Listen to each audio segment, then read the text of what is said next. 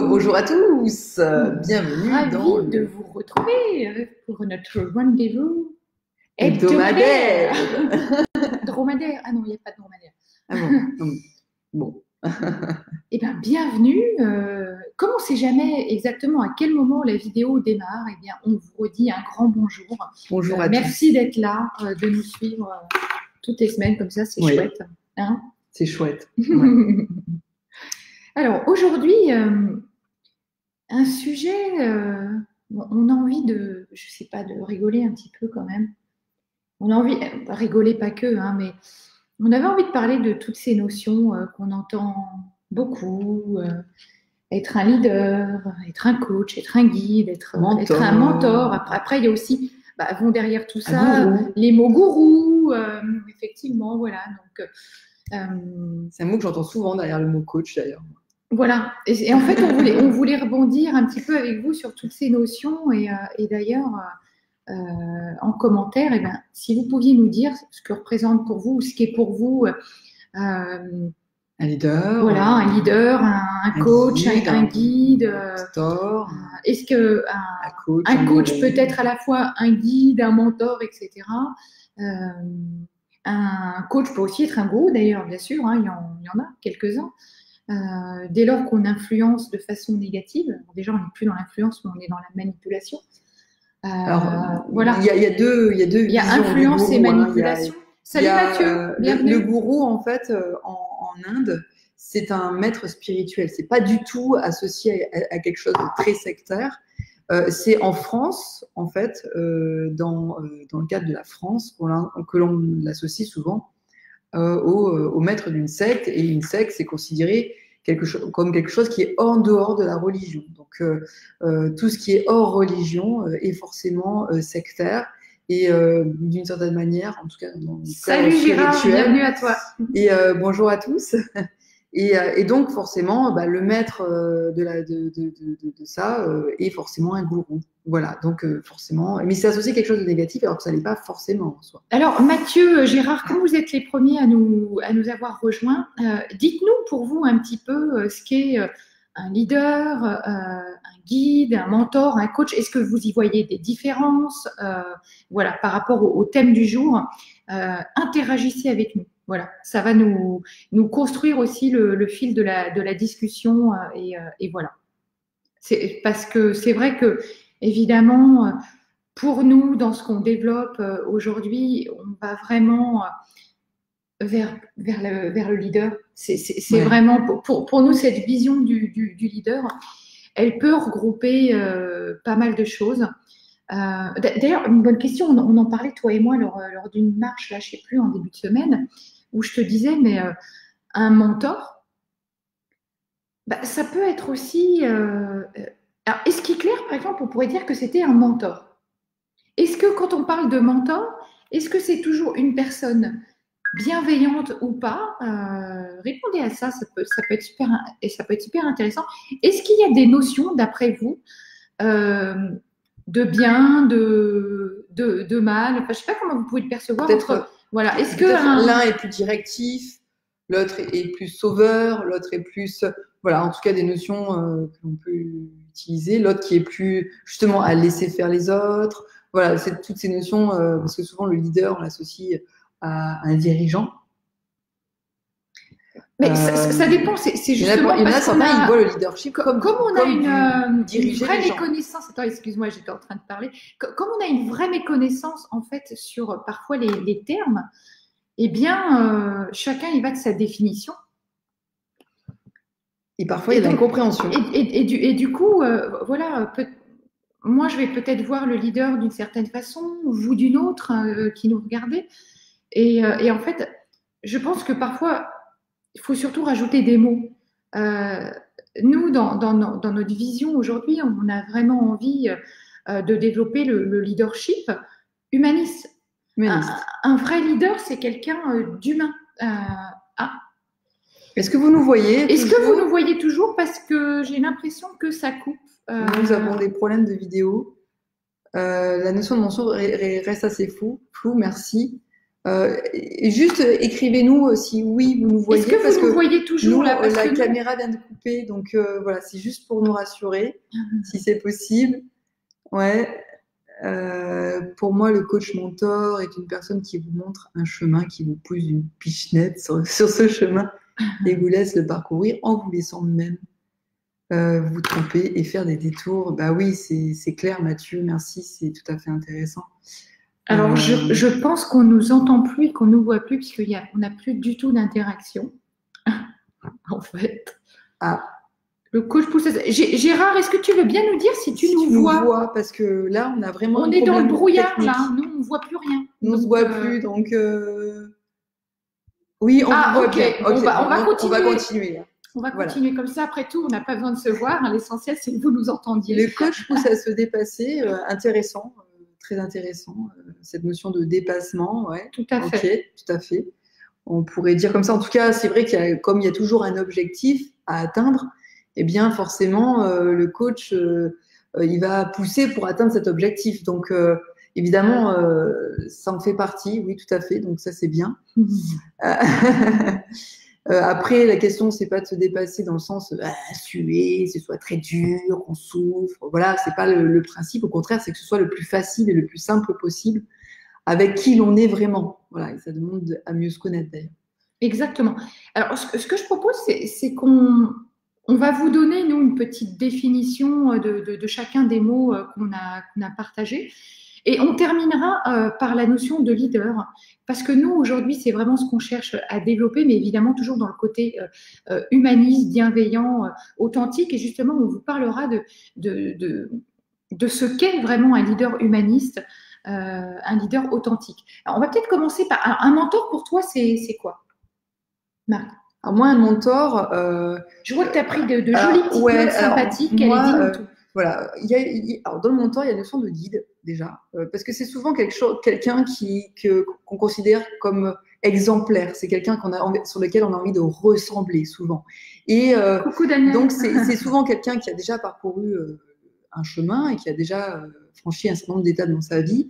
Et il y a cette notion de sagesse qui est associée, que j'aime bien. C'est un peu le vieux sage, le mentor. Souvent, c'est quelqu'un d'un certain âge. C'est pas forcément quelqu'un de jeune. En tout cas, peu importe l'âge, mais en tout cas, il a fait un véritable chemin. Et il a ce côté un peu, donc, comme le sage, on va le voir et qu'est-ce qu'il va faire? Il va vous donner des conseils. Il va pas vous imposer des conseils. Il va vous donner des conseils par rapport à son propre parcours. En tout cas, moi, c'est comme ça que je vois le mentor. Toi, tu le vois comment? Oui, un peu comme une personne qui a dépassé pas mal de choses déjà dans sa vie. Mais par contre, voilà, comme je te le disais tout à l'heure, ouais, Mathieu, le leader est différent du mentor. Alors, à mon sens, oui, parce que moi, je trouve que dans cette notion de mentor, le mentor, il peut être bienveillant comme il peut être malveillant. Je ne sais pas, dites-nous ce que vous en pensez, mais comme on voit on voit des personnages, j'en parlais au tout début, comme Hitler, on aurait pu dire que c'était un mentor. C'est un leader. Alors, mais c'est un dictateur aussi. On aurait pu dire que c'est un mentor dans le sens où voilà, il arrivait à déplacer des foules. Voilà, mais par contre, voilà, sa vision à lui, évidemment, n'était pas une vision humaniste. Et voilà, donc je pense qu'un mentor, c'est quelqu'un aussi qui a cette capacité d'aller influencer des personnes, voire les manipuler. Et c'est pas toujours dans une intention bienveillante. En fait, tu vois le mentor comme quelque chose de malveillant. Moi, je vois vraiment quelque chose de bienveillant. Pas du tout. J'ai dit, il peut agir soit dans le bon, soit dans le mauvais. Oui, ça, je dirais que c'est le propre à l'humain d'agir avec un fond, un arrière-fond, on ne sait pas trop. Et le leader peut aussi être un mentor, c'est-à-dire en fait dans la notion de mentorat aussi, on peut y voir la notion d'exemplarité. Le mentor, il doit être un exemple, enfin il va être un exemple, sauf que c'est pas toujours un bon exemple. En tout cas, il va être un exemple et des personnes vont le suivre. En fait, toutes ces notions là qu'on aborde avec vous, elles peuvent être très très proches dans l'absolu, évidemment, hein, selon la définition qu'on y donne. Parce que le gourou, pareil, le gourou, ça peut être un mentor. Et pareil, qui va manipuler, voilà, d'ailleurs, c'est souvent effectivement un gourou, c'est souvent un mentor, un guide, mais là, les intentions sont clairement malveillantes. Alors, pas forcément. Peut-être qu'il veut monter une communauté, que dans le fond, sa communauté, elle a une bienveillance, mais il va bien falloir qu'il subsiste à un moment donné. Et parfois, ils ont tendance à se servir des gens pour rapporter des finances. En tout cas, ce sont des interprétations, parce que peut-être que les gens le font de manière bienveillante et avec la volonté. Donc, c'est parfois facile de juger un gourou ou une personne comme étant un gourou, parce qu'elle est à religion, elle est en dehors de la religion. Et que mais là, je on n'est pas forcément rentré dans le système. Je parle vraiment du gourou qui entraîne de façon malveillante. Pour moi, le gourou, c'est vraiment, en tout cas, de ce côté malveillant du gourou, c'est la personne qui va isoler la personne du reste du monde. C'est-à-dire qu'en fait, la personne, elle va la couper du monde, elle va la couper du monde parce qu'en fait, le monde est contre elle et elle va influencer la personne pour la couper de ce monde. En tout cas, dans un côté malveillant, parce que le gourou peut être complètement un maître spirituel, quelqu'un de totalement bienveillant, et qui, au contraire, va vous intégrer au monde. Alors, en fait, ça dépend. C'est toujours pareil, il y a toujours le bien, le mal, qu'est-ce qu'on en fait derrière.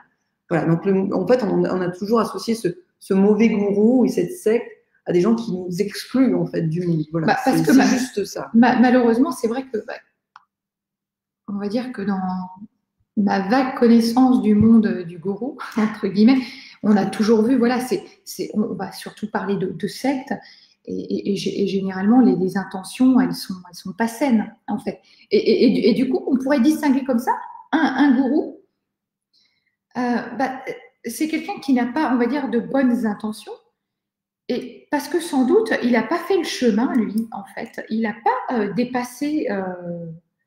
en fait, ce besoin d'avoir un soi à la maison et un soi au travail. Un peu comme justement le leader authentique, comme je m'en parlais tout à l'heure, c'est quelqu'un qui a dépassé ce besoin, le besoin d'avoir un soi à la maison et un soi au travail. Tu vois, il n'est pas dans cet alignement-là. Un gourou, je pense que c'est sans doute quelqu'un qui a plein de problèmes. Il y a plein de choses qu'il n'a pas résolues, en fait. Dans le côté malveillant du gourou. Dans le côté malveillant du gourou, bien sûr. Parce qu'il y a des gourous qui sont complètement bienveillants, c'est juste qu'on y associe quelque chose de mauvais. C'est pas parce qu'on est à religion, qui est en dehors de la religion catholique, islamiste, et tout ça, qu'on est forcément dans une mauvaise tout à fait. pensée. Exactement. Et d'ailleurs, là, j'aime bien parce qu'il y a des réflexions tout à fait intéressantes. Effectivement, Daniel qui dit le gourou est souvent un leader qui utilise la spiritualité pour influencer les comportements. C'est juste. Ce que dit Yosra est très juste aussi. Et en Inde, la notion de gourou est très positive. C'est l'Occident qui a changé l'utilisation de ce terme. Et c'est ça, en fait. On a des mots, au départ, qui ont été déformés par des cultures différentes, des origines différentes.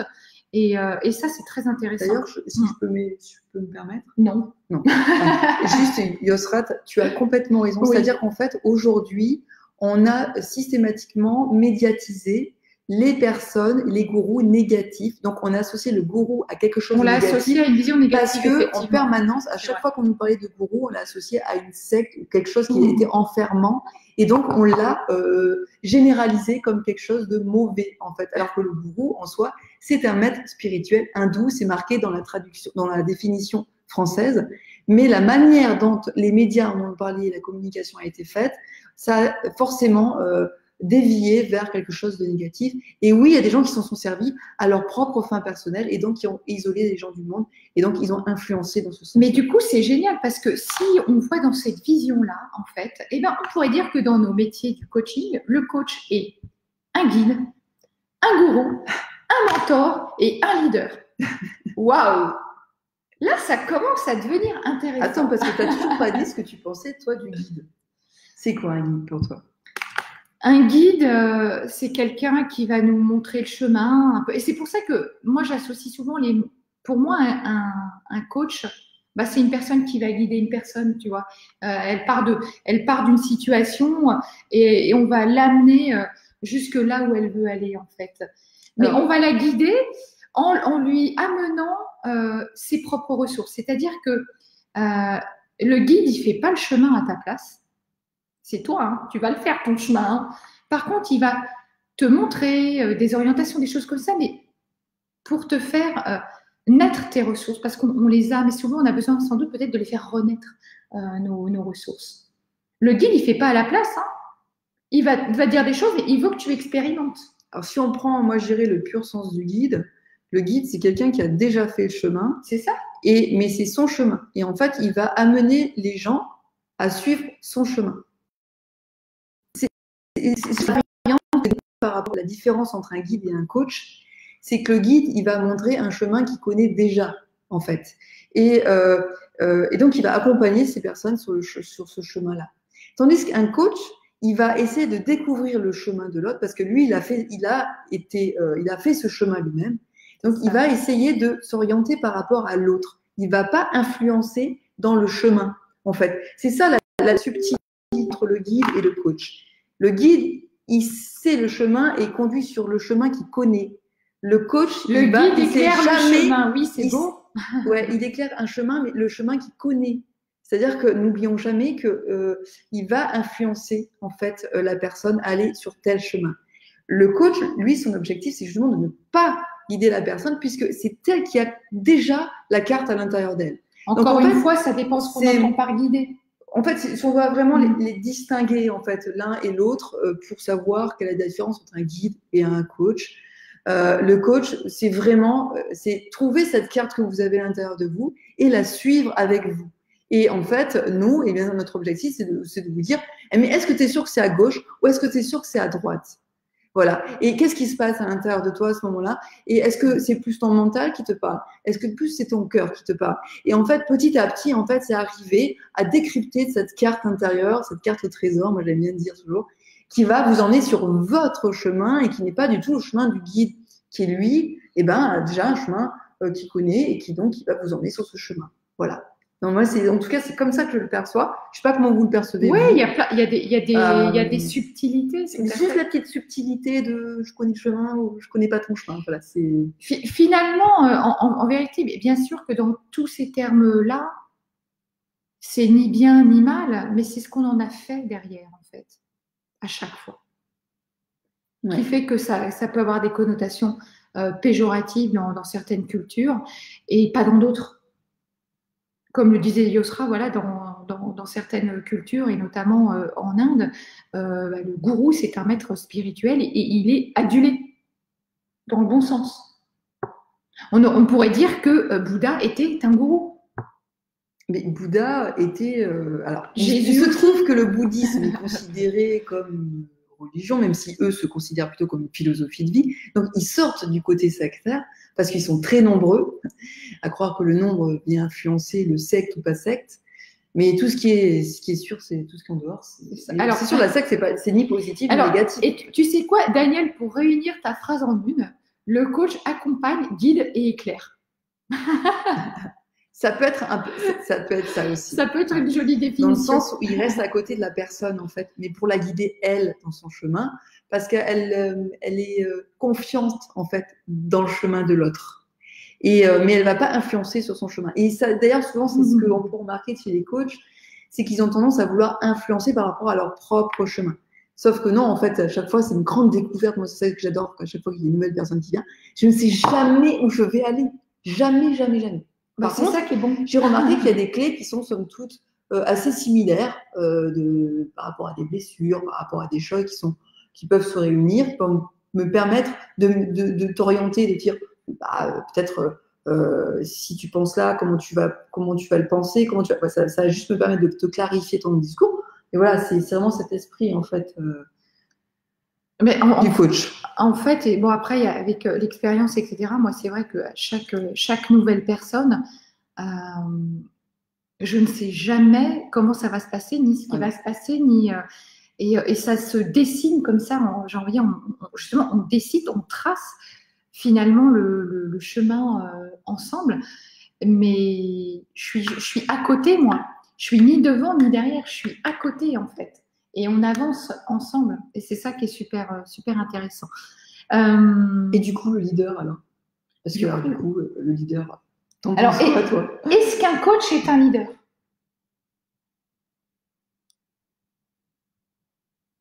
À partir du moment où on travaille sur une personne, où on a fait le travail sur soi. Alors, je dirais pas toujours, parce qu'il y a des coachs, par exemple, ils n'ont jamais fait de travail sur eux. Est-ce qu'on peut dire que c'est un leader? Pour moi, un leader, c'est quand même quelqu'un qui se connaît assez bien. Mais quand je dis bien, c'est pas ce que pensent les autres ou ce que je pense de moi. Non, j'ai fait le travail sur moi. Vraiment, j'ai fait un travail en profondeur sur moi. C'est ça. Et donc, ouais, là, je peux dire que je peux être un leader. Je peux être un coach leader parce qu'en fait, j'ai fait le travail sur moi. Et donc, en fait, aujourd'hui, j'ai compris que je vais pas dicter aux gens ce qu'ils doivent faire, parce que j'ai surtout compris qu'en fait, ça ne fonctionne pas. En fait, ça va marcher un temps, puis après, les gens, ça va les démotiver. Non, au contraire, je vais les fédérer, je vais m'entourer de personnes qui pensent un peu dans le même esprit que moi, qui ont la même énergie, qui veulent aller sur le même chemin, quoi. Tu vas voir. J'ai écrit tout un tas de choses sur le leadership, parce que tu sais que c'est un petit peu mon leitmotiv et que moi je travaille beaucoup là-dessus. Et on va interréagir, toi, moi et vous qui nous regardez. Mais je le disais tout à l'heure, le leader, il a dépassé ce besoin d'avoir un soi à la maison et un soi au travail. En fait, le leader, c'est quelqu'un qui a compris l'importance de l'alignement interne et de la conscience de soi. Toutes ces choses qu'on travaille. Oui, ça, c'est évident. L'alignement, corps, cœur, esprit, c'est l'alignement interne et de la conscience de soi. Et tu vas voir le corps, cœur, esprit, je l'ai écrit après. Le leader humaniste et authentique, c'est quelqu'un qui comprend qu'il ne peut pas jouer le rôle d'un leader pour créer la confiance et la loyauté dans ses équipes, par exemple. Le leader, c'est quelqu'un qui a compris le pouvoir de la vulnérabilité. J'aime bien ce mot-là, curieusement. Et qui révèle des parties d'eux-mêmes, en fait, pour influencer et inspirer ceux qui les entourent. Le leader, il est capable de montrer sa vulnérabilité, de la mettre au grand jour. Il ne va pas avoir peur de montrer des parties de lui, même assez intimes, parce qu'il sait que ça peut vraiment influencer positivement et inspirer d'autres personnes, les personnes qui les entourent.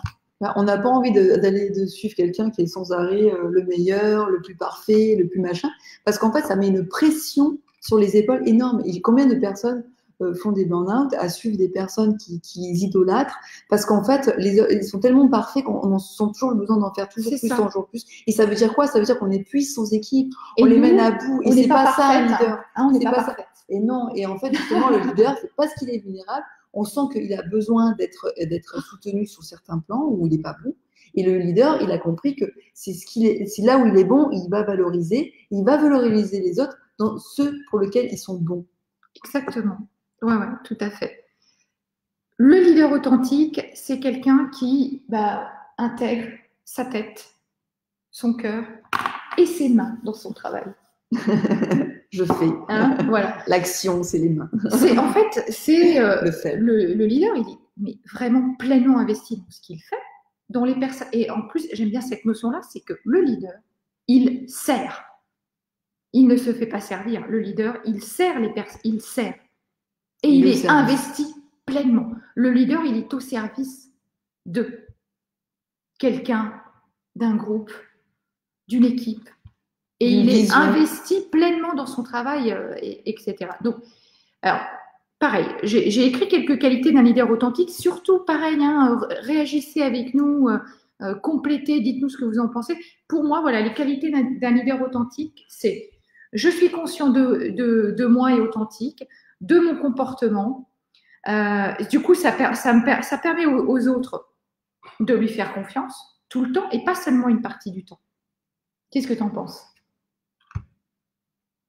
C'est parce que je suis conscient de moi et authentique et dans mon comportement que les autres vont m'emboîter le pas. À me voir, tu vois, à me voir être conscient de moi en permanence, être dans l'authenticité, et par mon comportement, les autres vont m'emboîter le pas. J'aime bien cette notion-là, c'est vraiment dans les qualités du leader. Quand on sent quelqu'un qui est bien dans sa peau, comme on dit souvent, il est droit dans ses baskets. Ça veut dire quoi en fait? Ça veut dire qu'il est aligné. En fait, il dit ce qu'il fait, il fait ce qu'il pense. Voilà, en gros, c'est je dis, je fais et j'agis. Voilà, c'est tout en parfaite congruence. Alors, ce mot, il ressort beaucoup en ce moment. C'est la notion d'alignement, de congruence. Et donc, eh bien, en fait, on se sent en sécurité. Voilà, en fait, ça va favoriser un sentiment de sécurité quand on est avec quelqu'un qui est vraiment authentique, bien dans ses baskets, qui est conscient de lui et qui va pas dans les excès émotionnels, voilà, là on sait plus à qui on a affaire, un coup c'est toujours un blanc, un coup c'est noir, enfin, c'est insupportable. Donc ça nous met en insécurité et donc on n'arrive pas à avoir confiance en la personne. Donc c'est ce sentiment de sécurité et de confiance qui se crée. Après, j'avais écrit que voilà, ils sont axés sur la mission et les valeurs, tout en étant axés sur les résultats. Intéressant ça. La mission et les valeurs, je pense que c'est les valeurs pour moi c'est les fondations, la mission c'est un petit peu le plan d'architecte, hein, c'est comment est-ce qu'on va construire cette maison qui est déjà construite en fait en architecture. Et puis après sur les résultats, bah oui parce que si on met pas d'objectifs, hein, c'est ce qu'on disait un peu, si on passe pas à l'action et si les objectifs qui nous permettent de passer à l'action, eh bien il se passera rien. Il se passera rien, en fait. Exactement. Alors après, j'aime beaucoup cette idée aussi qui nous caractérise, je trouve beaucoup toi et moi, c'est que voilà cette notion du cœur qui est très importante pour nous, c'est que un leader, bah, c'est quelqu'un qui dirige, mais il dirige avec le cœur et pas seulement avec son esprit, pas seulement avec son mental. Il est vraiment orienté sur le cœur. Et ça me tient à cœur, c'est le cas de le dire. J'aime aussi beaucoup cette idée qu'ils s'approprient lorsqu'ils ont commis une erreur et partagent la responsabilité des erreurs commises par leurs équipes. Et oui, parce qu'en fait, le leader, il ne parle pas en je, moi ou tout ça, il parle en nous. Donc en fait, potentiellement, s'il y a une erreur, c'est nous avons commis une erreur. Voilà, et pas donc, j'ai commis. Le fait de c'est pas lui qui l'a commis, c'est nous avons le jeu qui va nous distinguer les uns des autres. En fait, c'est nous avons commis une erreur, ok, bon bah, ou alors nous avons commis une expérience, nous avons tenté quelque chose qui n'a pas fonctionné, bon bah voilà, c'est factuel, ça n'a pas fonctionné. Donc comment est-ce qu'on peut faire pour finalement faire en sorte que ça fonctionne, qu'il y a quelque chose qui n'a pas fonctionné. Donc on remet à plat les choses et puis on y va. Hein? Exactement. On s'en fout de l'erreur, on avance. Le leader authentique, c'est quelqu'un qui aide les autres à entrer en contact avec leur propre pouvoir personnel. Et oui, parce qu'en fait, comme il inspire par sa vulnérabilité, ça veut dire que les personnes vont dire, bah, ça veut dire que moi aussi, je peux potentiellement être vulnérable. Ça veut dire que moi aussi, je peux être moi potentiellement. Et plus je suis moi, et plus en fait, eh bien, j'évolue personnellement. Exactement. Donc, ça fait faire évoluer automatiquement le groupe. Le leader n'a pas de posture, il l'est. Ouais, bien Mathieu. C'est ça, il est. Et c'est ça, tout à fait. Daniel, le leader, nous donne envie de le suivre. Il est au service des autres, il montre l'exemple, tout à fait. Il y a aussi l'exemplarité. Il y a cette exemplarité-là. Ce sont des personnes engagées aussi, les leaders, dans leur propre apprentissage. Pour eux, bah voilà, un leader, l'apprentissage est permanent. Ils se disent pas, bah non, c'est bon maintenant. Je sais d'apprendre. En gros, je sais et voilà. Là, c'est tout sauf un leader. Donc, voilà. Le jeu, c'est tout. Hop, next dehors, vous êtes exclu, vous n'êtes pas un leader. Exactement. Et du coup, le leader, il se comprend en tant que personne. Et il est curieux aussi d'en savoir plus, toujours sur les autres, et de voir comment les autres voient le monde également. Toujours dans ce partage, dans cette ouverture en permanence. Ok, moi je vois le monde comme ça, et toi, comment tu vois le monde? Toujours dans cet esprit d'ouverture. Collaboratif aussi, très collaboratif. Parce qu'ils travaillent souvent à plusieurs. Enfin. C'est ça. Alors évidemment, le leader, c'est quelqu'un qui a appris à laisser son ego de côté. Bah, le jeu, le moi.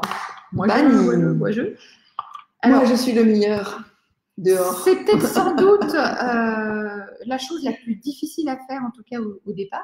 Parce que quoi qu'on en dise, on a toujours ce petit ego qui vient nous titiller et frapper à la porte. Mais c'est ça, en fait. On doit être capable de lâcher, de le mettre de côté, cet ego. Et c'est comme ça qu'on va véritablement autonomiser, rendre les autres autonomes. Encore une fois, par notre propre comportement. Si nous-mêmes, on laisse notre ego de côté, eh bien, on va permettre aux autres d'être plus autonomes et ça va les aider aussi à évoluer, à se développer. Et oui, parce que qu'est-ce qui se génère? Si on n'a plus d'ego, en fait, on va gagner en confiance. Cette notion de confiance, mais une confiance, au-delà de la confiance, je dirais de la conviction. Une conviction profonde, quelque chose de très, très puissant. Et donc, comme on est tellement convaincu, on sait qu'on va y arriver. Et donc, on va générer une confiance en soi puissante qui va générer la confiance en l'autre. Et donc, cette confiance en l'autre va nous permettre de générer derrière l'autonomie. C'est qu'on va avoir tellement confiance en soi qu'on sait que de toute façon, on va y arriver. Donc, en fait, l'autre, il va forcément y arriver. Donc, on va lui permettre, lui aussi, d'avoir confiance en lui et de l'autonomiser. Donc, ça, c'est vraiment super important. Tant que je ne suis pas convaincue, je ne générerai pas la confiance en l'autre. Et donc, je ne lui permettrai pas d'être autonome. Je serai toujours en train de contrôler, de machin, de trucs, tout ce qu'il fait. Et la société d'hyper-contrôle, on le voit bien aujourd'hui, ben, ça ne fonctionne pas. Concrètement, si on regarde bien, l'hyper-contrôle ne fonctionne pas. Ça démotive. Alors Mathieu, peut-être que ton boss, au contraire, même si c'était consenti, je me souviens, on en avait parlé, il avait peut-être envie d'éliminer un leader aussi, va savoir. Ou en tout cas, parfois, on ne peut pas affirmer sa posture de leader si on n'est pas à notre place dans une structure aussi. Là, il y a l'adéquation valeur-mission dont je parlais plus haut. Alors, je me permets, Mathieu, mais souvent, les personnes expriment ce qu'ils ressentent eux-mêmes. C'est-à-dire qu'en fait, là, clairement, ton boss, il t'a exprimé le fait qu'il ne se sentait pas être un leader. En fait, il te l'a pris, il te l'a envoyé à toi, mais c'est une distorsion d'effet miroir. En fait, c'est lui qui se le renvoie à lui-même. Et en fait, comme tu lui renvoies le fait que tu es un leader, ça l'agace au fond de lui. Et il se sent blessé. Et c'est pour ça qu'il va te blesser pour te dire que tu ne l'es pas. Mais en fait, ça veut dire simplement que lui-même, face à toi, ne se sent pas un leader. Voilà, c'est tout. Il faut savoir aussi décrypter le langage il y avait et la communication. Ouais.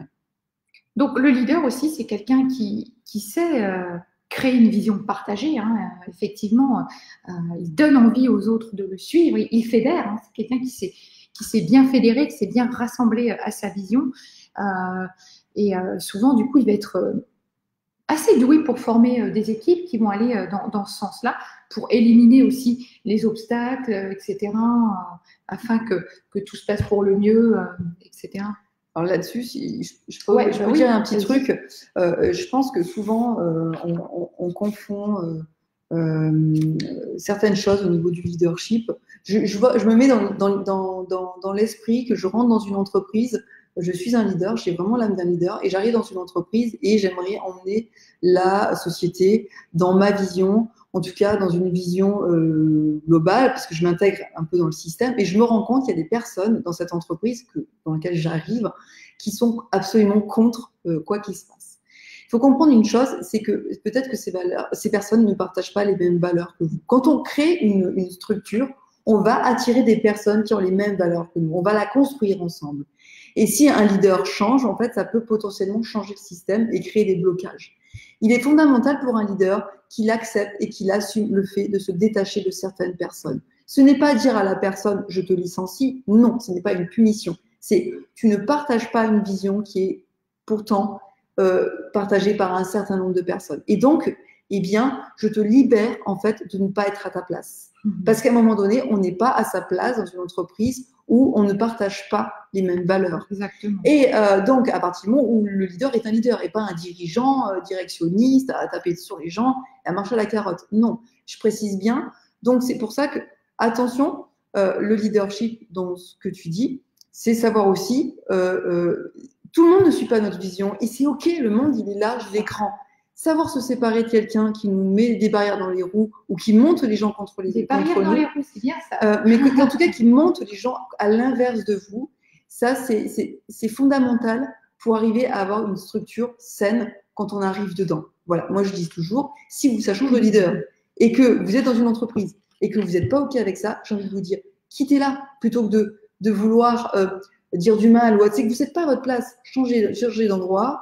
Voilà, moi c'est juste ce que je voulais exprimer à ce niveau-là. Voilà. Des personnes qui rentrent dans une boîte, ils ont l'obligation de devoir sauver tout le monde et de devoir conserver tout le monde. On ne peut pas conserver tout le monde si au départ les valeurs ne sont pas les mêmes et ne sont pas partagées ensemble. Exactement. Voilà. Exactement.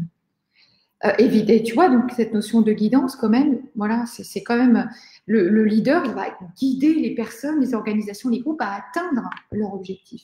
Alors vraiment, cette notion-là, elle est importante. Oui, c'est comme on dit, hein, c'est le cheval de bataille, c'est celui qui a l'initiative, pardon. Et en plus de faire évoluer les autres, évidemment, il évolue à côté des autres, évidemment, il est dans l'avant, on avance, on est dans l'action, il est dans cette notion vraiment d'action. Voilà. Donc forcément, comme il a une vision très claire, il sait exactement où il va, et le principe, c'est qu'il fasse en sorte que le maximum de gens sachent exactement eux aussi où ils vont. Et plus on est ensemble, avancer ensemble, et plus on va dans la même direction. Voilà. Donc, du coup, ça va beaucoup plus vite, quoi. Et du coup, en fait, nous, quand on fait des accompagnements, quand on forme un petit peu à ces notions de communication, de leadership et tout ça, en fait, on travaille vraiment sur 3 axes. Finalement, on va en revenir au cœur, esprit, mais parce que un leader... Le cœur, esprit, c'est mignon. Ouais. Que du cœur, esprit. Le cœur, esprit, le corps, esprit. En fait, un leader, en tout cas, voilà, dans notre vision, etc., il y a vraiment pour nous 3 compétences principales pour développer un leadership humaniste, authentique, etc. Et la première, ça va être d'abord l'esprit. Voilà, tu vois, la première compétence sur laquelle on travaille dans nos accompagnements, c'est cette présence authentique. Vraiment, c'est une présence authentique, vraie.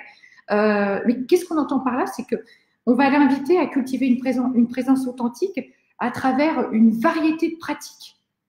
Ça peut être des pratiques contemplatives comme la méditation, le yoga, la marche de pleine présence, même la cuisine. L'aïkido. Même la cuisine. L'aïkido, c'est la pleine présence. Exactement. En fait, selon comment on le fait. Voilà, il y a vraiment énormément d'activités. Donc, voilà, la présence authentique, elle va se développer à travers toute une variété d'exercices comme ça, contemplatifs. C'est vraiment à travers de pratiques contemplatives qu'on va développer une présence authentique. Donc, nous, c'est vrai qu'on fait de la méditation, on fait de la marche de pleine présence, on fait du yoga, on a fait des arts martiaux pendant très longtemps. C'est pour ça, les arts martiaux aussi, pour développer une présence authentique, c'est assez extraordinaire. Tu as l'écoute de ton corps, hein, oui. Tu n'as pas le choix. Mais c'est d'abord, avant tout, tu vois, je parlais un petit peu d'aïkido, etc., mais là, on est quand même dans l'esprit. C'est vraiment dans l'idée de la présence authentique. Après, la deuxième compétence, évidemment, donc là, on est dans l'esprit. La deuxième compétence, c'est la relation authentique.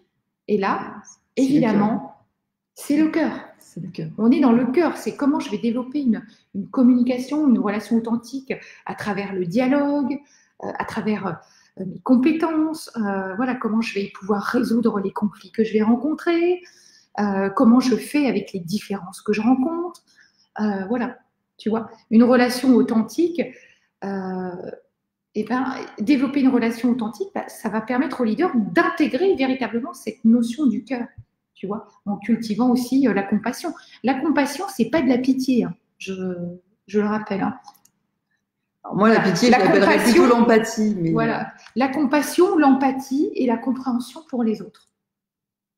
Exactement. Est-ce que tu veux rajouter quelque chose sur ce Moi, j'aime bien cette idée de compassion, c'est-à-dire que on peut être à l'écoute des autres sans être obligé d'absorber en fait leurs émotions et de les vivre pleinement. Ça peut aussi nous traverser. Simplement, la question, ce n'est pas de mettre une porte devant et dire non mais moi tes émotions je ne veux pas entendre parler. Ah non, nous sommes des êtres émotionnels, donc en fait c'est important d'écouter l'autre parce que l'autre il a juste besoin d'être écouté en fait, contrairement à ce qu'on peut croire. La question c'est pas de prendre ses émotions, c'est juste qu'il a besoin d'être entendu et ça le libère en fait, émotionnellement. Donc voilà, cette posture de compassion, elle est très importante qu'on se sente écouté à tous les niveaux et pas juste professionnellement. Et puis derrière, on n'a plus de vie sociale, on n'a plus de vie de famille, on n'a plus rien parce qu'en fait, tout ça, on le laisse à l'entrée de l'entreprise. Puis le reste, ça n'existe plus. Exactement. En fait, ça c'est une illusion. Moi, toutes les personnes que j'ai vues, je connaissais jamais leur vie privée, je savais jamais. Et des fois, on leur pose des questions, mais ça bloque.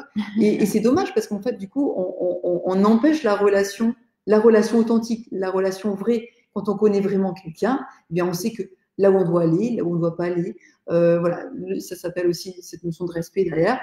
Donc voilà, moi en tout cas, j'aime bien cette relation authentique. C'est que finalement, un leader, c'est quelqu'un qui connaît complètement les personnes avec qui il travaille, à tous les niveaux, sur tous les champs.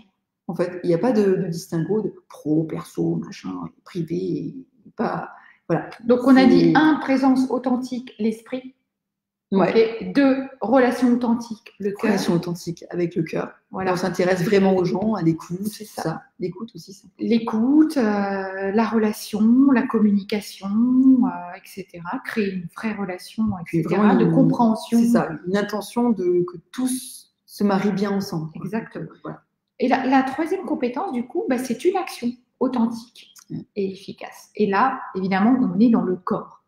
Et oui, c'est qu'est-ce que je fais et comment je le fais. Voilà. Et ça va induire des actions où on va s'engager corporellement, émotionnellement et au niveau du cœur, en fait. Hein. Finalement, quand on engage le corps, on va engager les 2 autres niveaux aussi.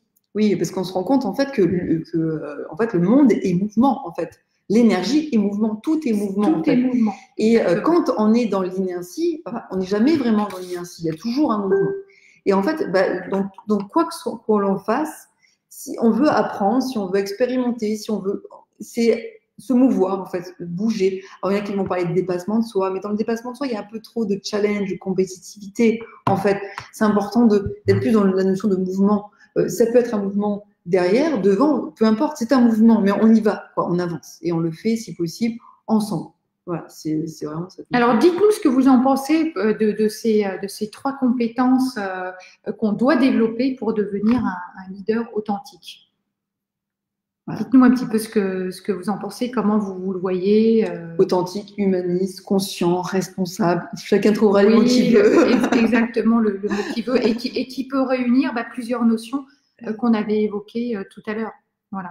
Parce que là, je vois plus trop d'interaction, donc je ne sais pas si vous êtes toujours là. Donc, mettez-nous un petit mot.